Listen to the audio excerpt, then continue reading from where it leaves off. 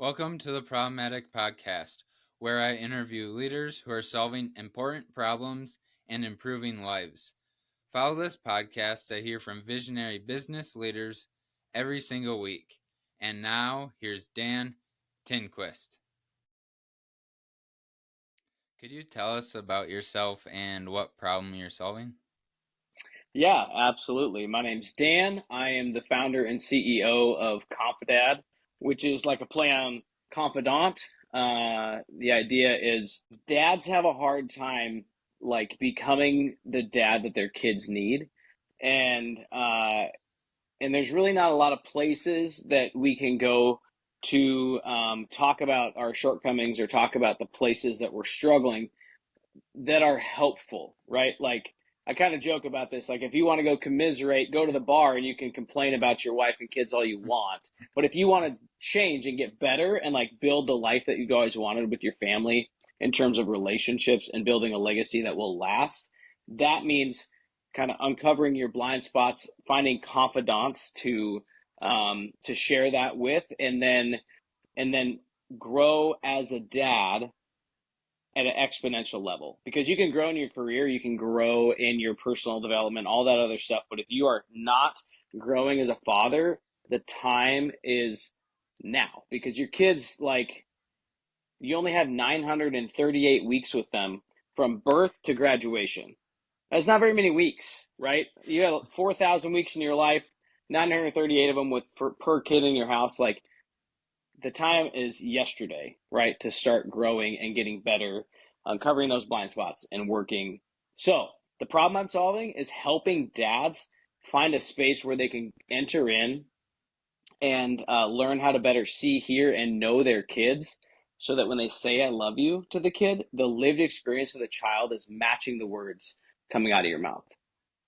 Could you explain the importance of, Like in society, yeah, yeah, I mean, I don't have any like empirical data or anything, but we understand the idea of fatherlessness is a problem in many areas of our society. And that's not like a judgment, it's just a simple like statement. If kids aren't being raised by parents, specifically dads who are creating that space for the kids to grow and learn and thrive and fail, oftentimes the places that they go to find the things that dads are supposed to be giving their kids are not conducive to a healthy life, right?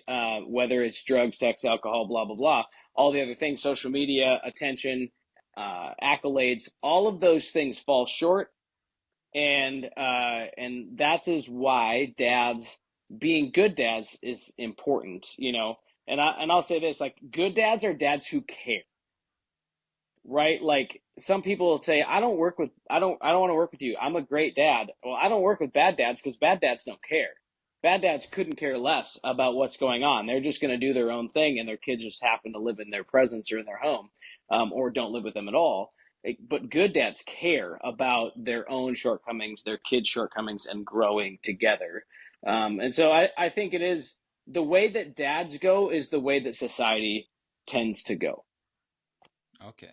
So could you explain the ripple effect that a bad dad can have on their children? I'll just say this, because I don't like the qualifications of like bad dad, good dad in the general sense, because I have bad moments, but I'm a great dad. And even a guy who quote unquote doesn't care and is a quote unquote bad dad probably has great moments with his kids, right? And so um, the ripple effect is simply, um, but is simply about the um, how do I say this? I wrote a post about like influence versus investment. Okay, I'll just talk about that because that'll kind of answer the question about the ripple effect, right? We all have influence. Like in our day and age, like my kids will say, I want to be an influencer when I grow up. Okay, sure. What does that even mean? Like they can't explain it. They go, well, be on the internet and blah, blah, blah. It's like, yeah, but most of those guys aren't even like super genuine in what they're doing, from what I understand. I don't even know them. So who cares? But we all have influence in our kids' lives. So for you, um, think about your childhood. and think about one like your all-time favorite memories with your dad or your mom. And then think about the things that hurt you, the ways that they harmed you, even if they don't even know that they've harmed you. That's influence, right? Like we all have those moments in our life of when our parents have negatively influenced or positively influenced us. Everyone, okay? Because there's no perfect parent. And so influence is inevitable.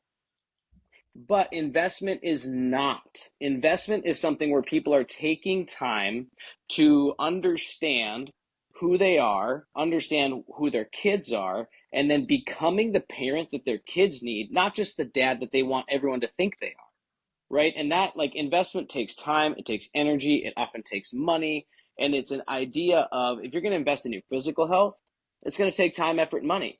If you're going to invest in your like your intellect, it's going to take time, effort, and money. If you want to become a great freaking dad, it's going to take time, effort, and money. And that intentionality has ripple effects for generations to come. I'll talk about the I just thought of this. So um, if you've seen the documentary about Alex Honnold called Free Solo, where he free solos El Cap in Yosemite, which is the largest granite face in the United States. It is an incredible effort. I can't remember how tall it is, 1,800 feet tall of sheer granite, and he climbs the thing without any ropes on his own. Okay, he works on it for years. He does section by section, and then in one go he does it. And the movie's all about that. The thing that sticks out to me in that movie is not the fact that he was able to do it, but his driving force. And his driving force was to prove to his dad that he was worthy of his love. See, his dad walked out on him when he was a young kid. And all along his whole life, all of his training, everything was driving to say, wherever you are, whoever you are, look at me and look what you left. You should have stuck around. Alex's dad should have stuck around whether Alex ever does free solos El Cap or not, right? Like that ripple effect was he created something beautiful out of a hard idea. But I asked the question, what could Alex Honnold do or have done, not in spite of his dad, but because of his dad? Right? Like, what if kids enter into adulthood empowered, equipped, and with a person in their corner who knows them, loves them, is for them, is cheering for them, is pushing them out into the adult world, and they become the adult that they are, not in spite of their parents' shortcomings, but because of the investment that they made in their kids' lives. That's what I'm after. Okay. What's the first step a dad can take to improve their being a dad? I mean, ask yourself this question: what do you suck at? What do you suck at? And if you're not willing to ask that question, then you might as well not try to be a better dad. Now, the problem is there's not a lot of places that we can go to talk about where we struggle, where it's safe and actually becomes comfortable to talk about those blind spots. But if you can enter into a community, whether it's mine or the dozens of others online and in person, you are able to then begin the process of understanding yourself better, who you are, your strengths, your weaknesses, becoming a what I call an interdependent adult so that you can then understand your kids better and they can grow into interdependent adults. And so that first step is kind of a watershed moment of understanding I can't be everything my kids need on my own. Like I need outside help for that. And part of that outside help is maybe a trusted friend, your spouse, like if you got buddies that are close or you got a good relationship with your parents, to say, hey, what's one thing about me as a dad that you think I struggle with? Now, most guys, when I ask a question, what do you suck at? They know right away. But and patience is one of the big ones, right? Patience and then also being present, like in the room with their kids. But and we have great tools to change that tomorrow, right? Like if you ask that question, like how do I become? It's like, hey, I'll give you 6 tools that you can start implementing tomorrow, and all of a sudden, you're way more patient with your kids. It's obviously marginal improvement, that 1% every day, right? It's not like you're amazing already. It's like, okay, I made a step, I'm moving in that direction. So, Could you explain a success story of one of your past clients? sure. So I have a client who we'll just say this: he had everything he ever wanted. Okay, very successful entrepreneur, built a business to giant figures, sold it, and had everything: the lake home, the boat, the cars, the home, the wife, the kids, everything, clout, like respect. And I have all of this, and I still am struggling to connect with my kids. I'm still struggling to know them better than anyone else. Help me. So we work through the time well spent method, which is three 5-minute windows throughout the day, spending time seeing, hearing, and knowing your kids. Going through that process, and at the end of the day, you journal every day for 5 minutes, 2 to 5 minutes. What was a parenting win I had today, and what was a parenting failure, right? And that process right there, which is like module 2 in my course, like that will change the trajectory of your family forever. He said to me, he's like, dude, like all of a sudden I'm starting to pick up on things I never noticed about my kids before, and they were 10 and 13 at the time. And he's like, I've been with them for over a decade each, and I still didn't know. Well, the crazy thing is, you're getting to know your kids for a lifetime, and they're always changing and always growing. So the idea of like ever getting to know them fully is kind of a farce, but you have to push towards that to continue to grow in that relationship. Um, and so he was just so grateful. He's like, dude, it changed the entire perspective framework that I use, the eyes that I see my kids with, the ears that I listen to them with. Like when they say this, now instead of me reacting out of anger, I'm responding out of love and patience because you taught me that they need more from me than I was able to give them. Meaning they needed more from me than just stuff. They needed more from me than just provision, like lots of dads talk about. I provide for my family. Well, if that means that you work 8 to 10 hours a day, 60-hour weeks, just so you can afford the lifestyle that you're living, but your relationships are crap and you never talk and hang out and have fun and play and are with your kids, actually with them, that's not provision. That's just being an ATM. Okay. And could we talk a little bit about your personal backstory, like what Sure. led you to the person who you are today, and like the key events that built up over the past many years? Yeah. So, way back when I'm the youngest of 4 kids, and grew up in Fargo, North Dakota, of all places. It's a great place. Um, and grew up in a stable, healthy home, great upbringing, great family. And in the midst of all of that, like I had everything I needed and a lot of things I wanted, right? Able to go to college, able to like, I had it made, right? I didn't have excess, but we had more than enough.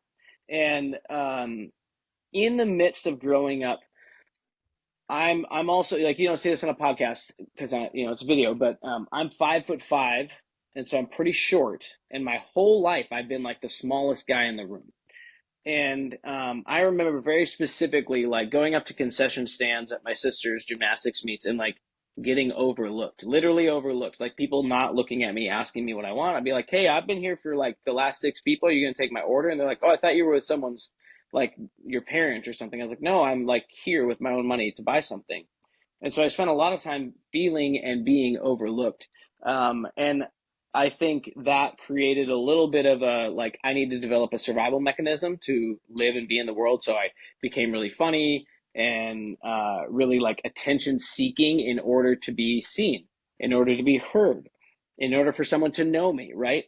The dynamics of our family were such that, I mean, I was always safe and I knew I was loved, right? And I had everything I need, but I rarely at home did I feel seen or heard, and no one really knew the whole damn. Like they knew parts of who I was, but never really like the whole Dan. Because the way that it was, and my parents, we've talked about this since then. Like they did the best with what they had, right? Even what they had was great, but it wasn't necessarily enough for me to come into adulthood with confidence, security, understanding who I was fully, and being able to live into that, right? And so, that kind of led me on a mission later on in life we had a sabbatical in 2021. I always said, I'm going to be a great dad. Like we had all four of our kids by then. We went on a 7-week sabbatical and a big long road trip. And like 2 weeks in, my kid said to me, "Oh, Dad, you're back. Like it's so great to have you back." And I was like, "What do you mean? I've been around all the time. Like I'm the guy that plays with you, and like I don't say no to you very much." And they're like, "No, but you haven't been like you've been physically present with us, but not actually present, like actually with us in the room." COVID was through that season. I worked at a church and we had to move all the stuff online. And as the worship director, I was like heading up a lot of it, not all of it, but a lot of like how do you record services and what parts are we including and whatever. So um all of that led me to a place of like everyone at my place of employment, or most people would say like Dan's one of the best dads in the world. And they would all have agreed with that. And yet my kids and my wife were last in line to agree with that. And it's because they knew me best. It's because they understood and they critiqued who I was to a level of like, we want you to be better and to be more because we know you can be. So on this side, everyone thought I was a great dad, right? Externally, like it was like, oh, look at this guy, he's great, whatever, he like takes Fridays off and he's very intentional with his family and blah blah blah. And then on this side, my family's like, sure, you're home, but you're not actually here. And so that was a wake up call for me to be like, okay, I got to change some stuff. And so some habits changed, some things changed.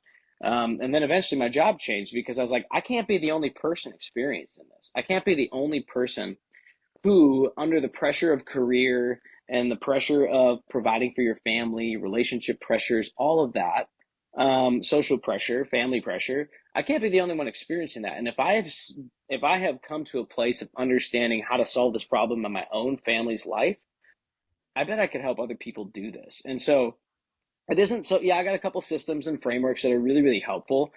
But the most helpful thing that I have found is being able to hold space for people, for dads to ask the hard questions, and for me to ask the hard questions of them and wait for them to answer. Because taking those risks of digging deep into your blind spots and going to the places that you normally avoid is one of the best ways to move forward in strength and to use the power that we've been given to like create the life that we want, but more than that, the life that our kids need to become healthy, confident, interdependent adults.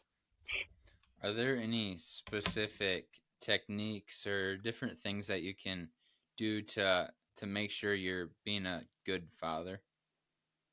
I mean, community is really, really powerful, right? Like if you're trying to do it on your own, like you're gonna just struggle more than you need to, right?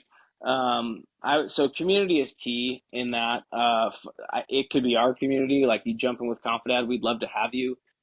But beyond that, like find the people that you can trust that are going to have your best interests at heart, going to have your kids' best interests at heart.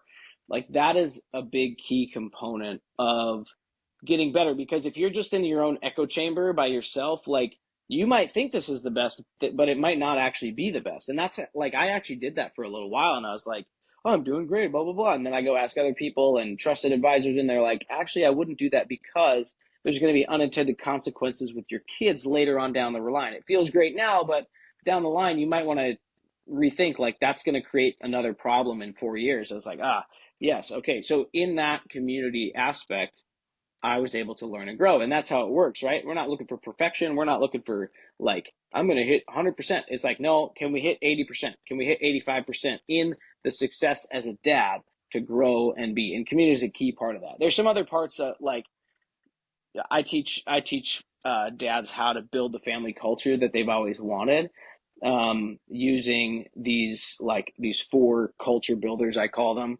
And it's connection, which happens with that time well spent method that I talked to you about. Is contribution. Like the longest Harvard longitudinal study ever done. It's like, I think it's 60 or 70 years old now. They talk about the aspects that create happiness and success in adults. And the happiness quotient is all about community, all about being in relationship, healthy relationship. And the success quotient is all by like the most successful people were given responsibility early on in life. Like we used to call them chores. Now we call them contributions because it's like, hey, what are you doing to create the home that we want, right? Like the classic one is my kids complain about the house being a mess. And I'm like, well, let's talk about whose stuff is whose and who made the mess. And then extreme ownership. Like, even if it isn't yours, clean it up because that's what's going to take to. So the sooner that you give your kids ownership, the better, right? So that's connection, contribution, service. Where do you have excess that you can serve the felt needs of your community? Because when you're able to take what you have and give it to people who have deep needs around you, there's a beautiful thing that happens relationally in community. It kind of creates a humility in the family to understand, like, hey, there are people who are sleeping in our backyard outside and we have something to meet their needs, right? And I love when families are creative with that. If you have an artistic kid that loves to draw pictures and drop them off and like give them to these kids that are on the side of the road. Not just money, like give them encouragement, give them joy, give them art, give them beauty, right? Sing them a song. Stop your car and get out and have a dance party. Like do something that brings joy and serves people. Oftentimes we all think money and that's going to bring happiness. Well, it can, but not lasting joy, right? The last part of it is adventure, and I'll just speak to this briefly. Like, the more often you could take calculated risks as a family, the deeper your bonds will go, the faster, right? Camping is kind of a classic one. It's uncomfortable for a lot of people. They don't love it. There's a lot of problems that arise, and you got to solve them together. The prime example I love to use is like we'll go on hikes or bike rides that are way longer than we ever have business doing, right?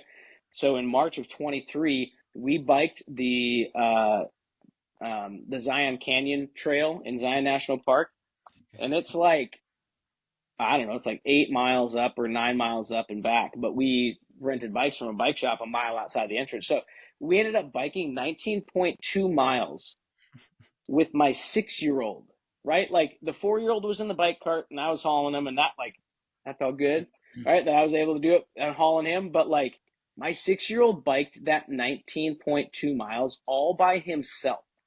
We had no idea if it was going to work. Like we were like, well, hopefully we have snacks and we have water, and I guess there's a shuttle if we need it. Like if we can't get back or can't get all the way there, we'll take the shuttle.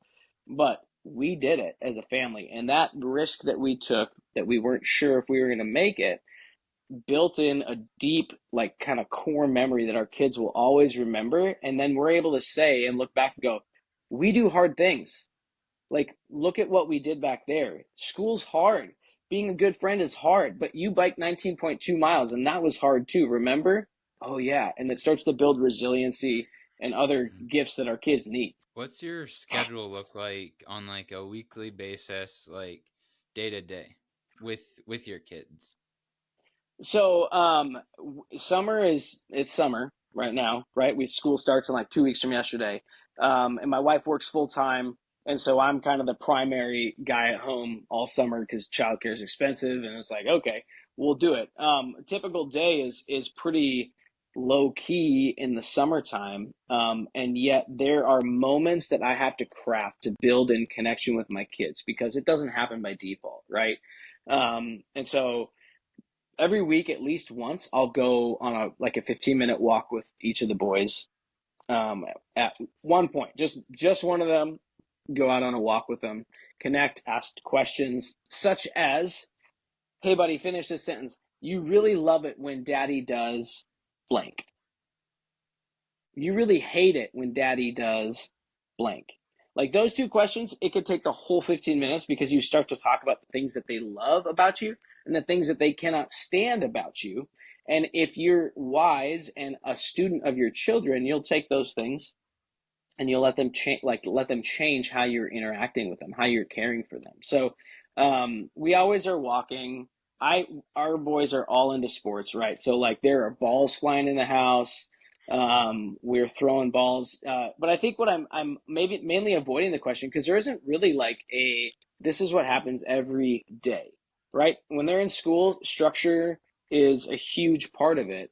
And then there's seasons of rest. There's seasons of fallow. I mean, you look at like you live in Iowa, right? So like you understand the farming seasons. There's a time to sow, a time to like just rest and let the plants do what they're doing, and then you harvest, and then the ground lays fallow. And so as humans, it's really helpful for us to see those seasons too and understand like, hey, we're going to show up and we're going to be resting really well this summer. It doesn't mean that we're not like cleaning the house and taking good care of stuff and doing work. It just means that like the connection points often become um, more spontaneous than in a structured environment. Now, if we were both working full time, here's what it, or even like in the school year, here's what it looks like.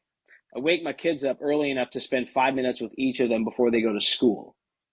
It doesn't mean I'm asking questions always. It doesn't mean I'm talking always. Sometimes I'm literally just observing them. Like I'll sit and have my coffee at the table while they're having breakfast. What kind of cereal do they pick out? How do they do putting it away, cleaning up after themselves? Like, do they seem tired? Do they seem excited? Do they seem scared? And you're able to then get to know them at a deeper level just because you're simply observing them. When we come back at the end of the day, there's always like a big hug, welcome home. I hate this question. How was your day? Good. That's it. So we like to say things like, tell me one thing that made you scared today. Tell me one thing that made you excited today. Tell me one thing that made you sad today. Like the questions that are open ended and build them are great. Often I don't do that right at like school pickup or when they get home because their brains are still like resetting. So they're like a 30-minute buffer or so where they get to come home and have a snack and chill. And then when they're ready to answer the questions and be, kind of interrogated a little bit, they're ready to answer, right? And then at the end of the day, we'll always spend a little bit of time with each of our kids as they're falling asleep because silence and and darkness often bring up some of the more deep things they have going on in their hearts, in their minds, the big questions that they have. Everything's kind of settled in, and if you're able to be present, even for just 5 minutes with each of them, those are some of the most cherished times that I've ever had with our boys because they're able to ask the deep, hard questions of life because I'm there. But if I'm not there and I'm just like, hey, I gotta catch up on my Netflix show, go to bed, like, what's more valuable? The questions and the conversation you're gonna have with your kids, or getting caught up on your Netflix show, right? Or getting more work done, or finishing the project, right? And I'm not saying like be with your kids all night. Like I'm just saying 5 to 10 minutes per kid of just being there with them in the quiet stillness is a really healthy rhythm to develop. How can a dad go about being more present with their kids? So in one of our workshops a couple weeks ago, a guy asked that question. He's like, I feel like I'm really present, man, but it just doesn't ever feel like enough. He's like, I'm a great dad. My kids are young. I'm successful in business. I just am feeling average in fatherhood. But I know like I put work away when I get home. I'm doing everything I can to just be present. And what we came to was he was too busy analyzing his own performance constantly. Where can I get better? Where can I get better? How can I improve? And high achievers are often wired this way, right? Like, how can I get better? You know, the key is this is kind of the mantra that came out of that conversation. Contentment is the pathway to presence. Like, do you have what you need today? Like, have you eaten? Do you have shelter? You have water? You have healthy relationships? Like, it may not be that you have everything you want, but are you surviving and maybe even thriving today in your relationships with your kids? Sit in it, like celebrate it, be present in those moments and be like, hey, you can be driven for tomorrow. I'm driven for a beautiful future and legacy with my family, but that doesn't mean I'm so driven that I'm not present today. Like put it in park and chill, celebrate, pop off a confetti popper if you need to, like do something to mark mark the moment of contentment because what we celebrate, we cultivate.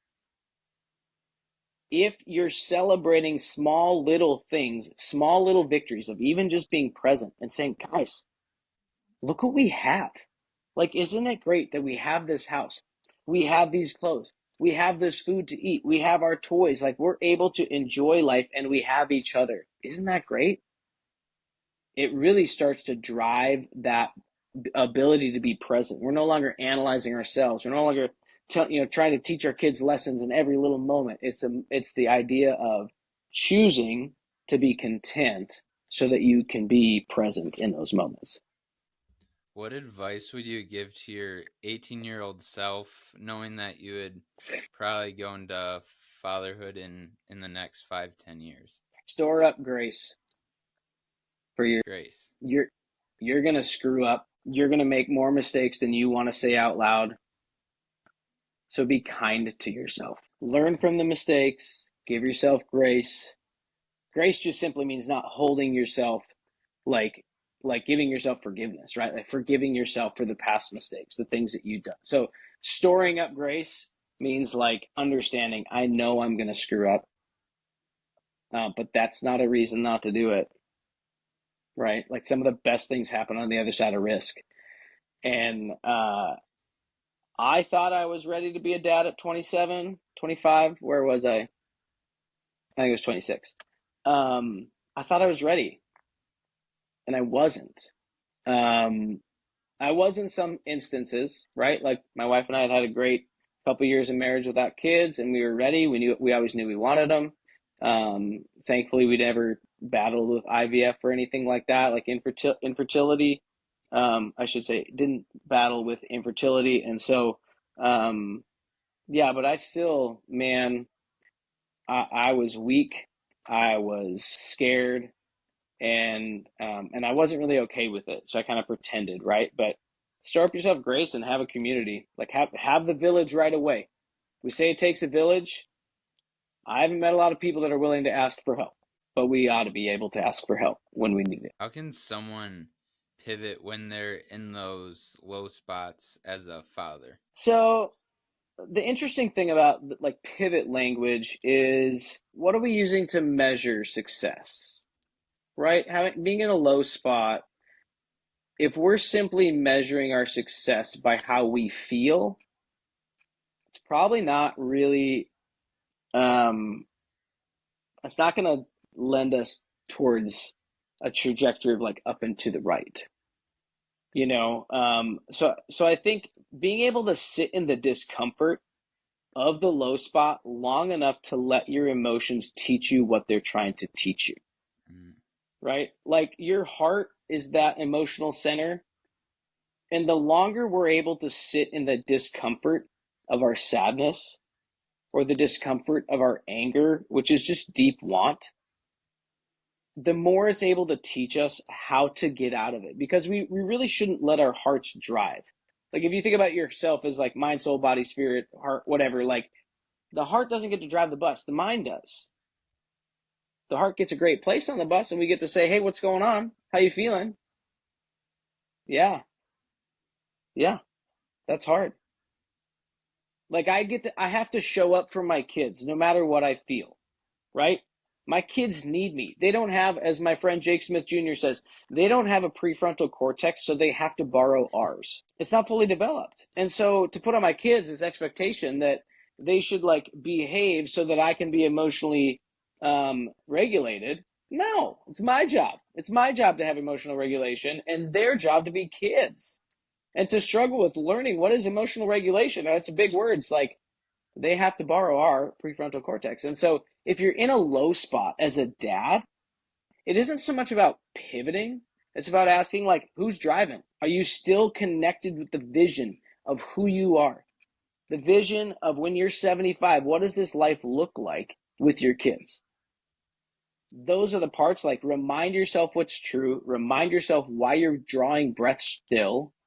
And if you don't think it's worth it, call someone and say, why am I still drawing breath? And they can pour into you and tell you, you're an incredible dad. You're having a hard time. That's okay. Kids are tough. Kids are resilient. They're hard to be around sometimes, but they're a great joy and a privilege that we get to raise them. So, use the community. Use the vision that you've created for your life and family. If you haven't created one, let's talk. I'd love to help you build that. That's great Connect to the advice. truth. Connect to How the truth. can How can listeners get involved and support you and what you're doing?